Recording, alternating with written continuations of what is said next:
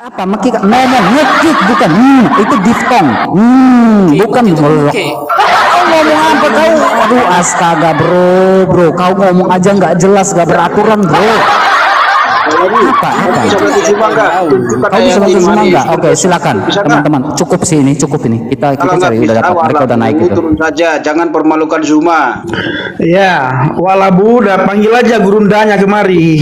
Enggak, panggil aja gurundanya kan gurunda kamu itu pinter katanya. CRK tuh, makanya panggil. Rubah kalian dulu. Cuma nggak ada. Coba panggil. Udah kayak orang gila kan. Coba panggil. Untuk apa? Nah, biar kita diskusi. Berubah dulu kalian, jangan macam orang gila kalian. Malu nanti. Coba dulu, panggil kalau gitu. Jangan-jangan Zuma nggak kenal kamu. Udah gini aja, cuma suruh pakai daster aja, jangan pakai panjang lagi. Ngaku sok kenal, padahal cuma nggak mungkin nggak kenal kamu. Iya, gitu loh. Cuma pakai daster aja, umumin. Cuma pakai daster saja. Diajak debat offline nggak berani. Pakai daster aja. Setel dulu, di apa? Ditenangin dulu otak kalian. Jangan kayak lembu gitu. Kasihan. Cuma nggak ada ini pening. Kita ganti dulu Rido, kamu bisa diskusi nggak Rido? Iya itu siapa yang punya penyakit ain? Rido. Penyakit ain siapa yang punya? Siapa yang idap penyakit ain? Sultan Bagindo. Enggak, itu 02 tuh enggak? Wak. Tapi kamu sakit ain enggak? Siapa sakit? Kamu malu mereka udah naik itu silakan bubar nih diinjili silakan udah cukup nih ya Rido kamu mau diskusi atau tidak Rido? Tidak malas diskusi kalau walabu turun aja walabu nggak bisa tunjukkan ayatnya di mana Yesus berdosa kok kamu malu-maluin Zuma ya nanti jumpa kalian tanya aku mana tahu kok ya ayat Kristen kalian sekalian tanya ini Yohanes 70 gimana Yohanes 70 gimana itu? Oh udah turun orangnya. Yohanes 70 malu-maluin. Ya, Rido mau diskusi atau tidak Rido? Silakan. Iya. Nabi Muhammad punya penyakit ain enggak Rido? Kamu Islam bener enggak? Jangan-jangan ngaku-ngaku Islam lagi. Islam lah. Betul. Jangan ngaku-ngaku loh. Nggak mungkin noten. Kita buktikan ya, Bang Pendi silakan cek dulu. Saya hanya membacakan satu ayat. Wa qalu ya ayyuhalladzi nuzzila alaihi dzikru innaka lamajnun. Dan mereka berkata wahai orang yang kepadanya diturunkan Al-Qur'an sesungguhnya engkau dalam kurung saya tidak membaca benar-benar orang gila. Wa qalu ya ayyuhalladzi nuzzila alaihi dzikru innaka lamajnun. Nah, ini ayat saya bacakan untuk temanmu walabu tadi. Pak RK. Ayat ini Pak RK kita baca untuk teman walabu tadi. Dia berkata kita gila, tetapi ketika kita membaca ayatnya, kita jangan membaca dalam kurung ya, Pak RK ya. Wa qalu ya ayyuhalladzi nuzzila alaihi dzikru innaka lamajnun. Dan mereka berkata, wahai orang yang kepadanya diturunkan Al-Qur'an, sesungguhnya engkau dalam kurung benar-benar orang gila. Astaga. Aduh, sudah tertulis itu. Kenyataan itu. Astagfirullahaladzim. Orang gila. Ngerti nggak pertanyaannya? Pertanyaannya majnun itu artinya apa, Rido? Apa? Majnun itu artinya apa? Apa? Majnun, di situ kan ada kata-kata majnun tadi. Apa artinya majnun itu? Apa? Pura-pura tidak dengar itu. Dia pura-pura tidak dengar Pak. Di sini Pak, bukan saja majnun Pak. La majnun, ya. Kalau majnun artinya gila, tetapi di sini ditambahkan la majnun. Benar-benar orang gila, bukan saja gila Pak, tetapi la majnun. Waduh gila. Pak RK. Gila. Saya paham. Pak RK bukan saja gila Pak RK, tetapi benar-benar kalau gila hanya gila saja, anta majnun.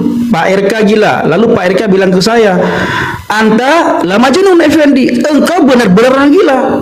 Aduh. Nah, ketika saya berkata kepada Pak RK, Anta majnun ya, engkau orang gila ya. Lalu Pak RK bilang balik ke saya, laisa kadzalika ya Effendi, bukan begitu Effendi. Anta la majnun, engkau sesungguhnya benar-benar gila. Pak RK bisa paham ya maksud saya? Siapa yang gila? Iya, yang itu.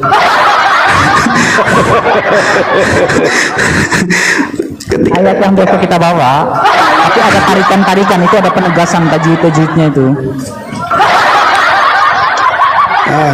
Lihat ini ada typing di bawah, Oten lawak sok tahu ayat. Nah, ketika kita baca teks aslinya dibilang sok tahu. Ketika kita membaca arti terjemahannya mereka bilang baca tuh teks aslinya. Nah, sekarang ini ada murid baru grup RK. Saya murid barunya. Bang Pendi, sebentar ya Bang Pendi.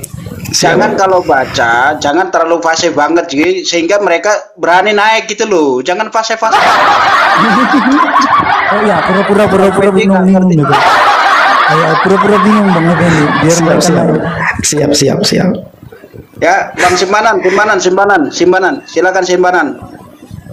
Anda mau diskusi atau Islam atau Kristen? Saya domba tersesat. Domba tersesat berarti Belum, masih bingung. domba atau kambing sekarang? Masih bingung. Kenapa bingung? Kamu pernah tidak tersesat.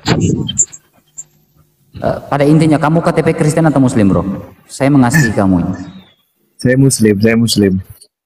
Apa yang kamu bingung di dalam Muslim? Apa yang kamu bingung di dalam Kristen? Silakan. Saya mau nanya, apa arti Tritunggal ini?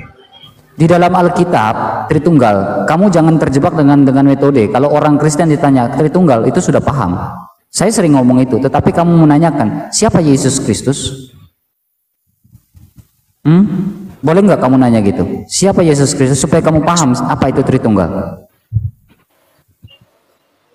Siapa Yesus Kristus? Yesus Kristus adalah firman yang telah menjadi manusia. Di dalam diri Allah tentunya ada firman. Kalau tidak ada firman dalam diri Allah, saya udah omong ulang-ulang, berarti Allah itu bisu. Berarti sifat wajib itu tidak ada, mutakaliman itu. Open mic aja simpanan, open mic aja. Karena kekuasaan dari Allah itu di dalam Alkitab namanya menggunakan kata pantokrator. Pantokrator itu artinya maha kuasa. Saking berkuasanya dia berkata, akulah yang maha awal, aku yang maha akhir. Akulah alfa, akulah omega, akulah firman Tuhan, akulah pantokrator katanya, akulah yang maha kuasa. Ketika dia menjadi manusia, dia punya tujuan enggak? Allah maha kuasa enggak? Simpanan. Iya, tentu maha kuasa. Allah maha kuasa. Allah bisa enggak kalau saking maha kuasa jadi batu? Bisa enggak? Allah maha kuasa bisa jadi batu enggak? Bisa. Bisa kan? Bisa. Tapi kenapa Bisa. harus jadi Tapi batu? tujuan kenapa harus jadi batu? Kalau Allah, firman Allah pada mulanya adalah firman, firman itu bersama-sama dengan Allah, firman itu adalah Allah. En arke, en hologos. Arke, en itu adalah di mana sebuah kata, titik di mana manusia itu tidak bisa menjangkau titik itu. Karena en itu sudah berada titik sebelum dunia itu ada, dunia itu dijadikan, en itu sudah ada, logos itu sudah ada, dan firman itu adalah Allah. Di dalam Yohanes 1 ayat 14, firman itu telah menjadi manusia. Mengapa firman itu menjadi manusia? Mengapa firman itu menjadi manusia? Itu jadi Karena pertanyaan. punya tujuan. Ketika manusia terjatuh ke dalam dosa, Allah memberikan solusi keselamatan. Solusi keselamatan itu dalam Kejadian 3 ayat 15. Melalui keturunan perempuan, sehingga di dalam bilangan dalam Taurat, bilangan 1 ayat 18, orang-orang dalam Taurat, orang-orang dalam orang Yahudi pada zaman itu sudah membuat sensus penduduk pada zaman itu. Menuliskan sensus berdasarkan suku, menuliskan sensus sudah berdasarkan apa? Berdasarkan suku-suku, berdasarkan silsilah. Untuk apa tujuannya menulis sensus itu? Berdasarkan suku. Menuliskan sensus itu tujuannya adalah mereka menantikan juru selamat berdasarkan dari suku apa. Dan di dalam Kejadian 49 ayat 10 mengatakan berdasarkan dari keturunan Yehuda. Dari Yehuda, tongkat kerajaan tidak akan beranjak dari Yehuda. Firman itu, keturunan juru selamat itu dalam Imamat pasal 17 ayat 11 mengatakan bahwa solusi keselamatan itu dari si aku. Artinya dia mengatakan seperti apa dalam Imamat 17 ayat 11? Saya bacakan buat kamu ya. Saya bacakan buat kamu dalam Imamat 17 ayat 11. Nih, ini janji Allah, solusi keselamatan dari si aku. Dalam Imamat 17 ayat 11 mengatakan karena nyawa makhluk ada di dalam darahnya dan aku telah memberikan darah itu. Aku telah memberikan darah itu kepadamu di atas mezbah. Aku mengadakan pendamaian untukmu, pendamaian bagi nyawamu karena darah mengadakan pendamaian dengan nyawa. Ini kata dari Allah. Solusi keselamatan ini dari Allah, dari si aku. Berbicara tentang pendamaian, berbicara tentang nyawa. Di atas mezbah ini adalah bentuk simbol secara batin.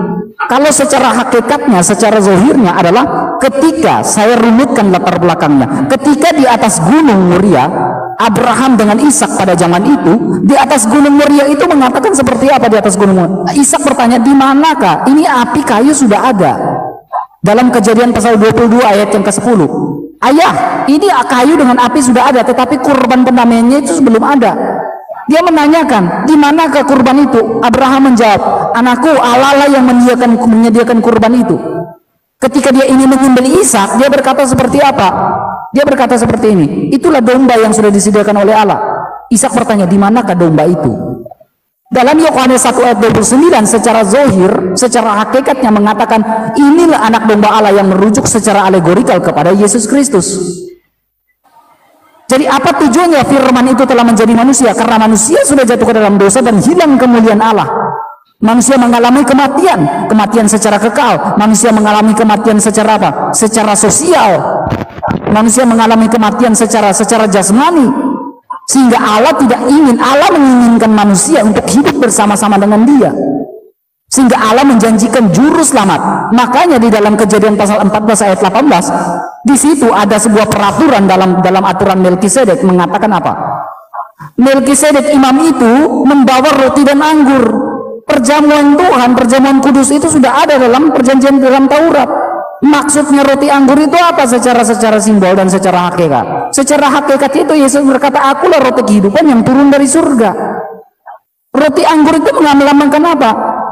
Ketika itu Yesus mengangkat roti itu dan berkata, inilah tubuhku yang diserahkan bagimu. Inilah darahku, darah perjanjian baru yang kekal yang ditumpahkan bagimu dan bagi semua orang demi pengampunan dosa, sesuai Imamat 17 ayat 11. Keselamatan itu datang dari Yehuda.